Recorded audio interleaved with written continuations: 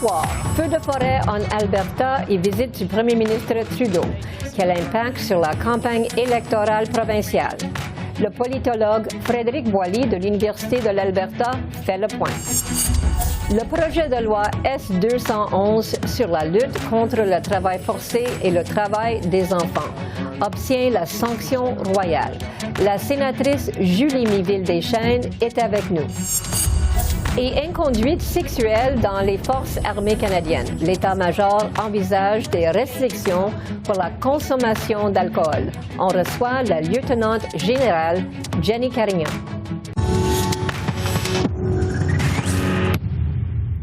Bonsoir, Mesdames, Messieurs. Les feux de forêt continuent de ravager l'Alberta, alors que 1500 pompiers combattent actuellement près de 100 incendies dans la province.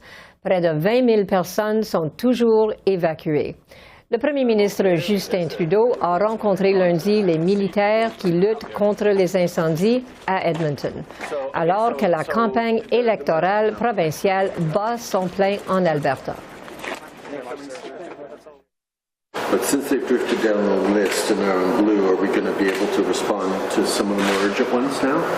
Absolutely, and that is part of our ability as the military is to pick up and go. Yeah.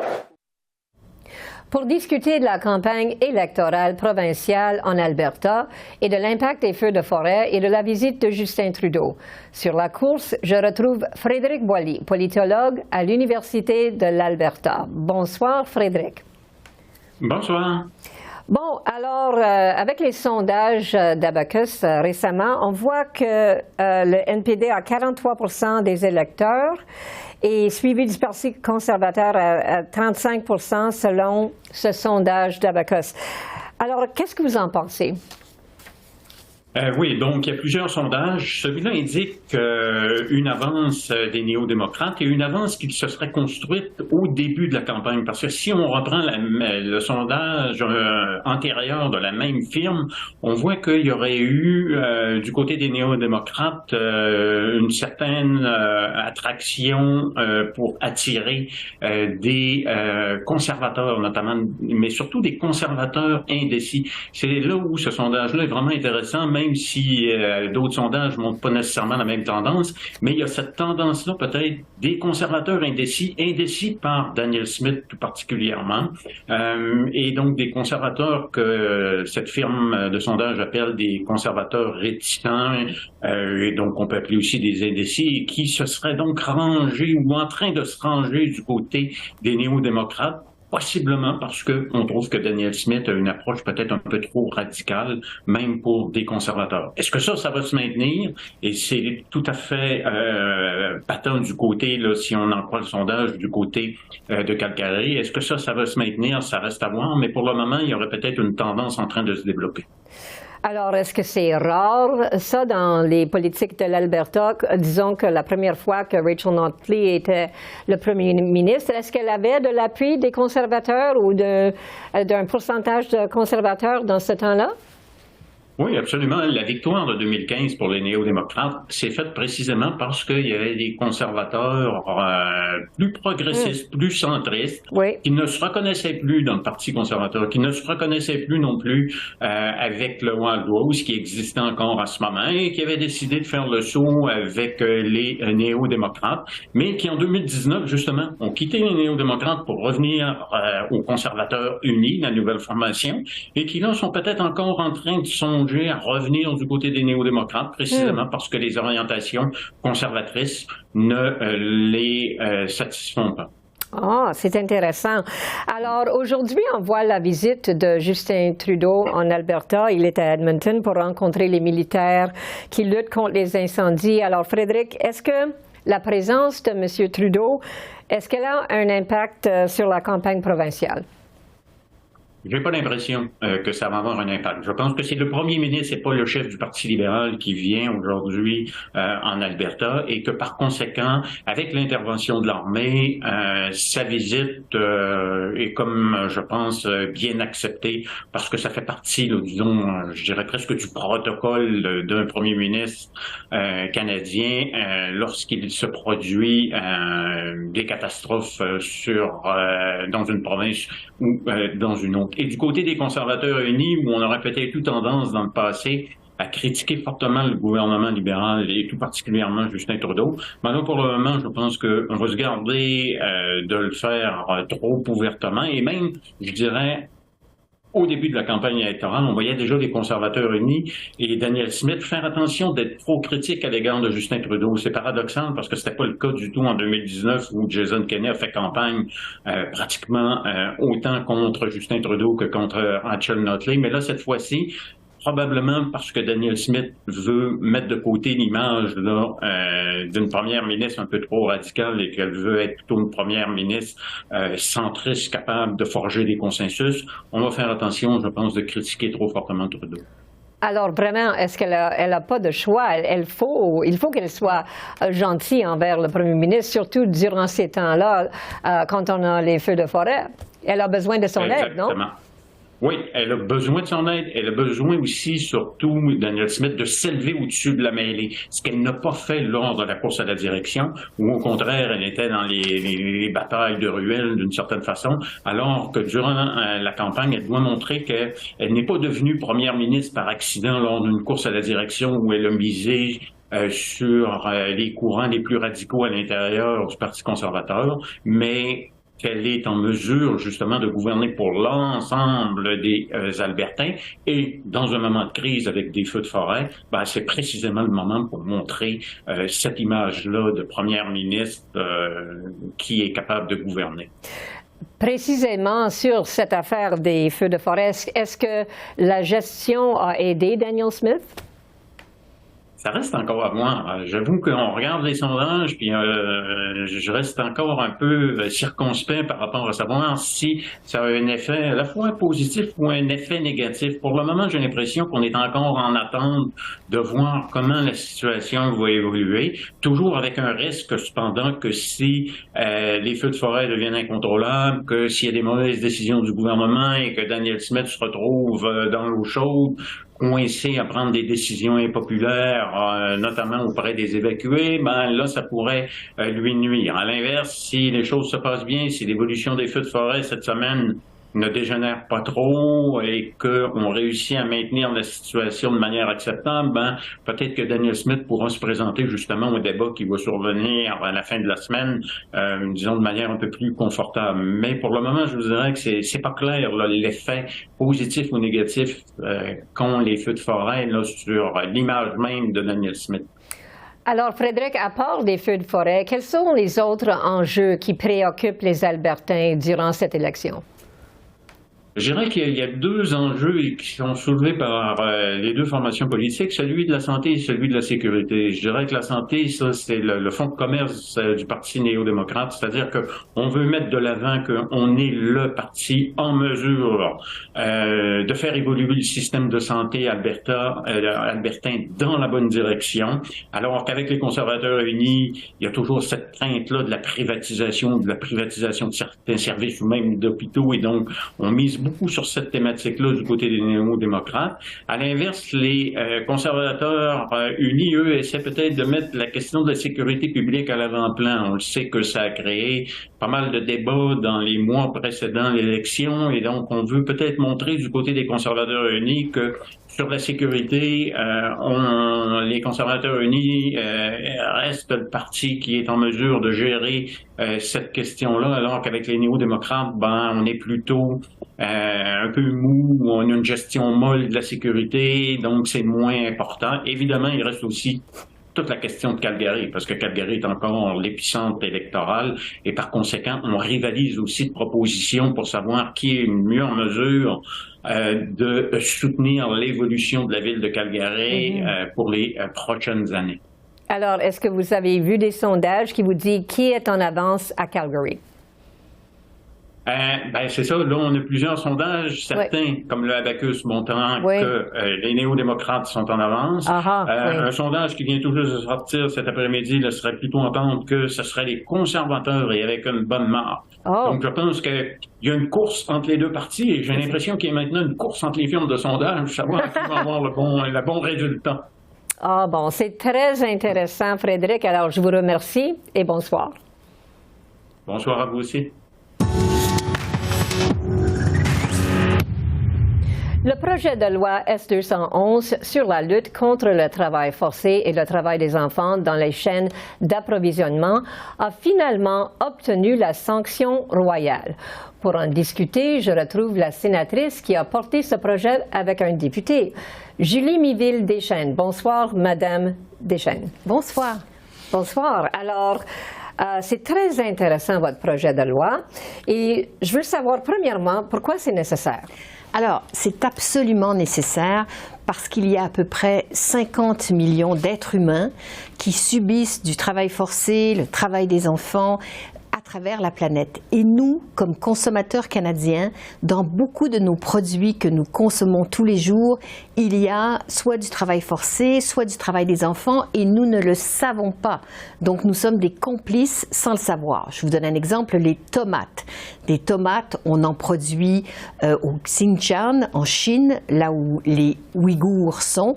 On en produit aussi au Mexique. Et très souvent, il y a du travail des enfants dans ces tomates produites au Mexique. Je pense aussi au cobalt, des enfants qui travaillent dans des mines de cobalt pour qu'on ait des téléphones cellulaires avec du lithium. Tout le coton, tout ce qu'on appelle la fast fashion, des t-shirts à 2 $ et tout. Comment pensez-vous qu'on peut avoir un t-shirt à ce prix-là? C'est parce que les ouvriers qui ont fait ces vêtements sont exploités, sont en servitude de dette. Souvent, le travail forcé, ça veut dire que c'est des immigrants qui arrivent dans une entreprise, qui ont une dette envers le passeur, qui doivent rembourser cette dette, qui font trop d'heures, qui sont payés évidemment en dessous des conditions d'exploitation. On ne parle pas ici d'exploitation pure, on parle de travail forcé, c'est-à-dire qu'il faut qu'il y ait quelque chose qui fasse que l'ouvrier ne peut pas partir, ne peut pas quitter son emploi. Alors, d'où vient cette idée? Vous décrivez le problème, mais est-ce que c'est vous qui avez pensé à ça? Alors Comment non. C'est une très belle histoire parlementaire qui montre à quel point, à mon avis, on a intérêt, les sénateurs, à collaborer avec des députés. John McKay, qui a 25 ans d'ancienneté, je l'ai rencontré par hasard dans un voyage parlementaire en Bolivie. Et comme il y avait des troubles dans la rue, on a beaucoup parlé et on s'est rendu compte que malgré le fait que lui est ontarien anglophone, que moi je suis francophone québécoise, nous avions beaucoup de valeurs communes. Et l'une d'entre elles était justement cette lutte à l'exploitation. Moi, j'avais beaucoup travaillé sur l'exploitation sexuelle des femmes à travers le monde, lui sur le travail forcé, le travail des enfants, et donc on a décidé de faire une équipe. Lui avait commencé en 2018 en essayant de présenter un projet de loi. Aucune chance à la Chambre des communes, il n'y avait même pas été en deuxième lecture. Moi, je suis au Sénat, où on est moins de sénateurs et aussi on n'a pas de loterie. Donc, on a plus de chances, avec la procédure, de faire adopter un projet de loi privé. Parce qu'il faut le savoir, les projets de loi privés, par définition, c'est très difficile à faire progresser parce qu'on n'a pas l'appui du gouvernement. On est seul avec notre bureau et il faut convaincre les gens autour de nous de voter pour. Alors donc, ça a été une aventure en compagnie de John McKay extraordinaire et je crois fondamentalement que les Canadiens, et les sondages le montrent, ne veulent pas consommer de produits qui sont faits avec du travail forcé ou du travail des enfants. Ça va contre leurs valeurs. Alors, c'est formidable que vous avez eu la chance de... C'est maintenant, ça va devenir loi. Je pense que c'est le 1er janvier. Alors, comment le gouvernement va s'assurer que les entreprises respectent ces lois-là, cette loi? Alors, c'est une loi que j'appelle un premier pas, parce que ça s'appelle une loi de transparence. C'est-à-dire qu'on ne dit pas aux compagnies, dans 6 mois, vous allez devoir être assuré qu'il n'y a plus, par exemple, de travail des enfants dans les chaînes d'approvisionnement, parce que c'est compliqué. Les chaînes d'approvisionnement, il peut y avoir 10-15 étapes différentes pour avoir un produit, et donc il faut vraiment que les entreprises, avec cette loi-là, regardent avec diligence raisonnable comment leur chaîne d'approvisionnement marche, fassent enquête pour évaluer les risques et prévenir le travail forcé, le travail des enfants. Et avec ça, ils doivent faire un rapport chaque année public. Donc, ils seront soumis à l'œil public. Leur réputation pourra être entachée s'ils ne font pas rapport. Et s'ils ne font pas rapport, ils peuvent avoir une sanction de 250 000 $. S'ils mentent, si les conseils d'administration donne de l'information fausse sciemment, il y a aussi des pénalités. Donc, c'est un projet de loi de transparence, mais qui a des dents pour montrer aux entreprises, et il y en a plein déjà qui font des efforts, n'oublions pas, mais toutes celles qui sont plutôt des moyennes entreprises, parce que notre projet de loi couvre large, c'est toutes les entreprises qui ont un chiffre d'affaires de 40 millions de dollars ou plus, ou 250 employés. Donc, on parle de moyennes et de grandes entreprises. Pas des petites entreprises. Pas le dépanneur au coin de la rue, c'est ça. qui n'a pas les ressources nécessaires pour aller fouiller dans le fin fond de la Malaisie et savoir si ce qu'il vend contient du travail forcé. Bon, alors, j'imagine qu'il y a des compagnies qui sont contre ça. C'est beaucoup de travail pour eux autres de tout surveiller cette affaire-là. Absolument. Écoutez, je crois que les compagnies, on est rendu à une époque où les compagnies n'ont absolument pas dit publiquement qu'elles étaient contre le projet de loi. Mais la Chambre de commerce avait un grand nombre d'amendements à suggérer pour rendre la loi moins forte. Parce qu'effectivement, pour eux, c'est une responsabilité supplémentaire. Sauf qu'on vit quand même dans une époque où personne ne veut être associé à du travail forcé. C'est ça. Vous le savez, les entreprises comptent sur des investisseurs. Les investisseurs, maintenant, ne veulent pas abîmer l'environnement souvent, ne veulent pas être dans des situations où les compagnies sont prises dans des scandales. Imaginez, on est associé, un investisseur associé au fait que des enfants aient participé à la fabrication de tels produits et ça devient public. Tout ça est difficile pour les investisseurs. Donc on compte sur la question de la réputation pour que les entreprises se conforment. Et il y a certains déjà grands joueurs qui le font. Mais évidemment, il y a une inquiétude. Je ne vous me cacherai pas, j'ai rencontré des compagnies juste avant la sanction royale qui disaient comment on va faire ça, est-ce qu'on va avoir le temps, c'est beaucoup de travail, beaucoup de responsabilités. Mais je dis, écoutez, dans les 2 pays où il y a eu des lois de transparence, les gouvernements ont donné une période pour d'ajustement. Tant que vous faites rapport, même si le rapport au départ n'est pas parfait, n'oubliez pas. C'est un travail en progression. C'est ça. Alors, il faut que je vous pose cette question-là parce que c'est très important, puis on n'a pas beaucoup de temps qui reste. Il y a beaucoup d'enfants qui sont pris dans ça, mais ils sont des victimes, mais ils donnent de l'argent à leur famille. Alors, comment est-ce que... Bon, c'est à double tranchant, ça. Tout à fait. Donc, je n'ai pas la prétention de régler l'entièreté du problème. Comme vous le savez, le travail forcé, le travail des enfants découle d'un problème de pauvreté, découle d'un problème d'insécurité. Donc, oui, le gouvernement du Canada doit continuer à participer financièrement au développement économique des pays les plus pauvres, premièrement.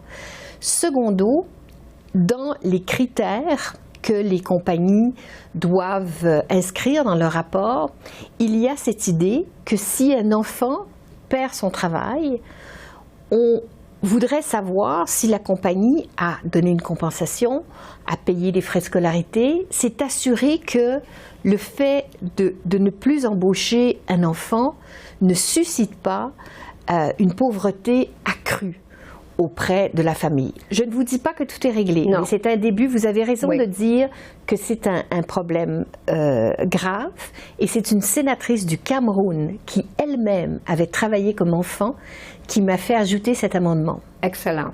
Alors, on pourrait discuter longtemps, mais c'est notre temps maintenant. Alors, je vous remercie beaucoup, Julie Mivdel-Deschênes, sénatrice du groupe des sénateurs indépendants. Merci beaucoup. Merci beaucoup de m'avoir invitée pour parler de S211.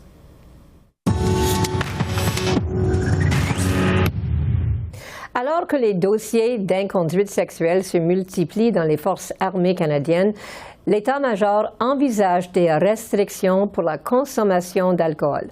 Le nombre d'inconduites sexuelles signalées au sein des forces armées canadiennes atteint des sommets durant le temps des fêtes, quand la consommation d'alcool augmente. Pour en discuter, je reçois la lieutenante générale Jenny Carignan, chargée de réformer la culture de l'institution. Bonsoir, Madame Carignan. Bonsoir, Julie. Bon, alors, c'est pas un problème nouveau que nous comprenons la consommation de l'alcool dans les forces armées. Il y a presque 10 ans, Mark Norman, vice-admiral, affirmait que l'alcool était un facteur dans 90% des incidents d'inconduite de tout genre. À quel point l'alcool est un problème dans les cas d'inconduite sexuelle, en particulier dans les forces armées? Ce qu'on dénote, c'est une relation entre les cas d'inconduite sexuelle et l'alcool. Cependant, on doit aussi ajouter qu'il y a beaucoup d'autres facteurs aussi qui rentrent en ligne de compte, tels que l'âge, les relations de pouvoir et l'endroit où les inconduites sexuelles se produisent. Au cours des 7-8 dernières années, on a amassé beaucoup plus de données dans cet espace-là. Alors, on est maintenant un peu plus en mesure de mieux voir les facteurs qui influencent les inconduites sexuelles. Alors, c'est quoi les facteurs? Qu'est-ce que vous avez aperçu? Alors, ce qu'on note, c'est qu'il y a des facteurs tels que l'âge, tels que l'endroit où les inconduites se produisent, ainsi que les relations de pouvoir. Donc, tous ces facteurs-là, en plus de comment on s'organise aussi, viennent influencer. Alors, c'est beaucoup plus compliqué que simplement de regarder un facteur et comme on a beaucoup plus de données maintenant, on est plus en mesure de voir les relations et les tendances et donner des instructions aux commandants pour qu'ils puissent en fait mieux prévoir et mieux informer aussi leur programme de prévention. Alors tout ça fait partie là de notre posture avec l'alcool et les drogues au sein des Forces armées canadiennes. On a un énorme aussi programme de prévention en cours et tout ça doit être pris en ligne de compte aussi. Mais en général, est-ce qu'il y a une culture de surconsommation d'alcool dans les Forces armées? Le mot d'ordre ici, c'est s'adapter au contexte canadien. Alors, comme la société canadienne, les Forces armées canadiennes, au fil de plusieurs années, ont grandement modifié leurs habitudes. Alors, par exemple, on a énormément de restrictions sur la consommation d'alcool déjà dans les Forces armées canadiennes. Donc, il n'y a pas de consommation d'alcool en opération, en exercice ou de ce genre de choses-là où il faut être alerte et présent. Alors, on est très, très conscient de ça. D'un autre côté aussi, il y a des événements sociaux qui sont organisés sur les bases où il y a des restrictions d'imposer aussi sur la consommation. Alors, au fil des ans, les forces ont modifié aussi leurs traditions. Les options sans alcool sont toujours offertes et encore une fois, les programmes de prévention sont adaptés au contexte canadien aussi. Alors, est-ce que vous pensez que peut-être vous allez avoir plus de restrictions lors des rassemblements en général, ou est-ce que c'est plus en particulier à certaines fêtes et des choses comme ça? Ici, c'est vraiment les commandants en place qui ont la responsabilité d'organiser les événements avec la prévention en tête et c'est pour ça qu'on leur fournit les données des tendances pour être sûr qu'ils soient conscients là, des dynamiques. Ce qu'il faut aussi comprendre, c'est que la vaste majorité des membres des forces canadiennes à qui on a confiance pour servir leur pays ont de bonnes habitudes en termes de consommation d'alcool aussi. Alors, c'est clair qu'une seule solution qui va être appliquée à tous les contextes serait totalement inappropriée dans notre situation.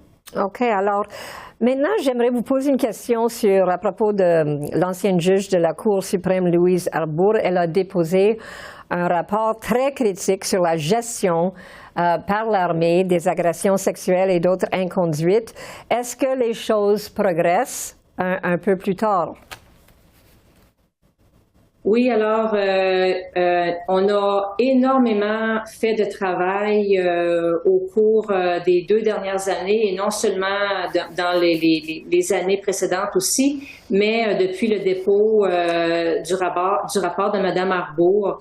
On prend une approche globale parce que il n'y a pas seulement le rapport de Mme Arbour, il y en a beaucoup d'autres aussi qu'on doit considérer.